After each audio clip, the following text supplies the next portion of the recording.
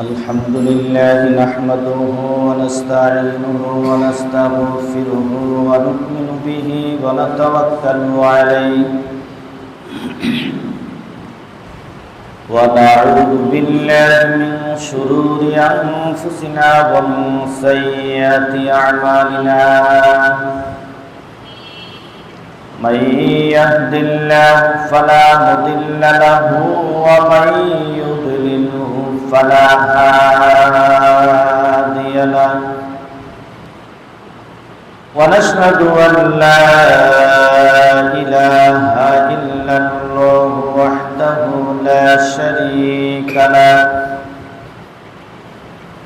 ونشهد أن سيدنا ومولانا محمدا عبده ورسوله الذي أرسله بالحق بشيرا ونذيرا وداعيا إلى الله بإذنه وسراجا منيرا فقد قال الله تعالى في كلامه المجيد والفرقان الحميد أعوذ بالله من الشيطان الرجيم بسم الله الرحمن الرحيم طه ما أنزلنا عليك القرآن لتشقى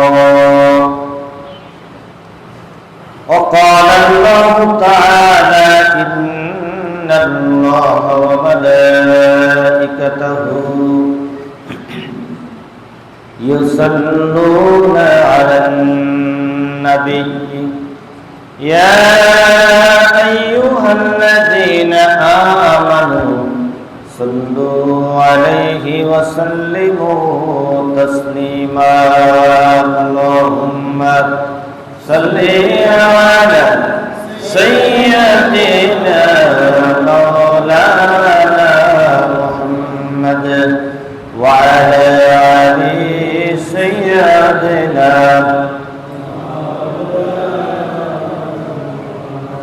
আলহামদুলিল্লাহ মহান রব্বুল আলামিনের দরবারে শুকরিয়া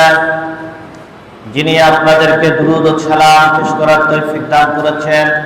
যিনি আমাদেরকে কোরআন থেকে আয়াত তেলাওয়াত এবং শোনার তৌফিক দান করেছেন, সেই মহান রব্বুল আলামিনের দরবারে লাখ কোটি শুকরিয়া। আলহামদুলিল্লাহ। আল্লাহ রাব্বুল আলামিন কোরআনুল কারীমের মধ্যে ঘোষণা করেছেন তহার ভিতরে তহা মা আনসালনা আলাইকাল কুরআনা লিতাশকা। আল্লাহ বলেন, হে নবী, এই কোরআনকে আপনার জন্য অর্থাৎ আপনাকে কষ্ট দেওয়ার জন্য এই কোরআন নাযিল করা হয় নাই। এই জন্য আপনাকে এই কোরআন দেওয়া হয় নাই যে আপনি কষ্ট পান।